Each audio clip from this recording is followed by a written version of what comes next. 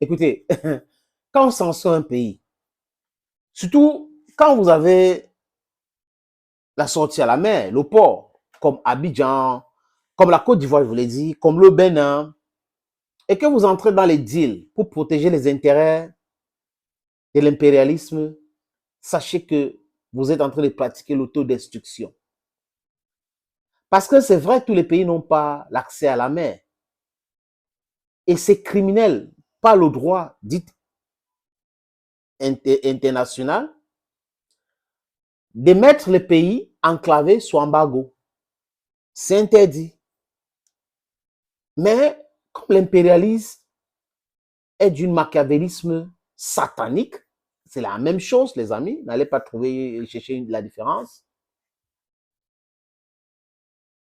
Cet impérialisme-là pousse les vassaux, les valets, de pratiquer la criminalité. Oui, c'est criminel. Mais heureusement que ce n'est pas tous les pays qui entrent dans ce deal de bas de gamme, dans cette corruption visible. La corruption, d'où qu'elle vient, doit être condamnée. Mais quand c'est visible encore comme ça veut dire qu'on a les amateurs qui pensent qu'ils peuvent tromper les gens, mais ils se trompent eux-mêmes. We are in a global village.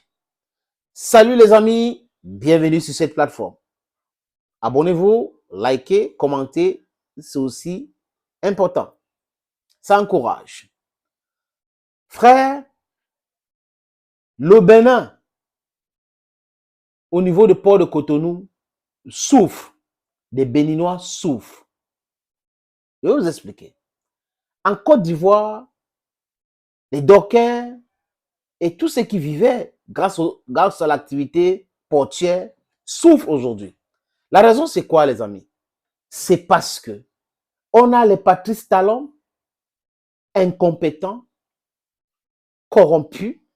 On a les Alassane Ouattara rebelles corrompus qui pensent qu'en soutenant l'idée de la France d'asphyxier le Niger, ça devait leur être bénéfique et ça devait vraiment mettre le Niger en difficulté.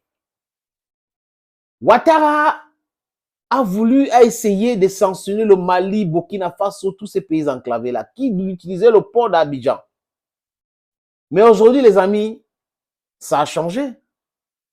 Ça a changé. Les armes que ce pays achète là arrivent chez eux par l'avion. Ce n'est plus par les bateaux, par les avions maintenant. Et ces pays peuvent se défendre maintenant. Vous voyez que c'est un peu compliqué. Donc, ça réduit l'activité commerciale autour des différents ports que j'ai cités ici. Donc, les gens qui vivaient grâce à ces activités au port de Cotonou, au port d'Abidjan, et j'en passe, souffrent actuellement. Les amis, le Mali ne fait plus confiance à Ouattara, ni au port d'Abidjan. Le Burkina Faso exactement. Donc, la plupart de ces pays utilisent plutôt le port de Conakry. Oui, c'est le port de la Guinée-Conakry que les pays là utilisent. Donc, ça a fait accroître l'activité autour du port de la Guinée-Conakry et ça a diminué de façon drastique les activités au niveau du port d'Abidjan et au niveau du port de Cotonou. Et ça profite à qui? Ça profite à qui? En Guinée.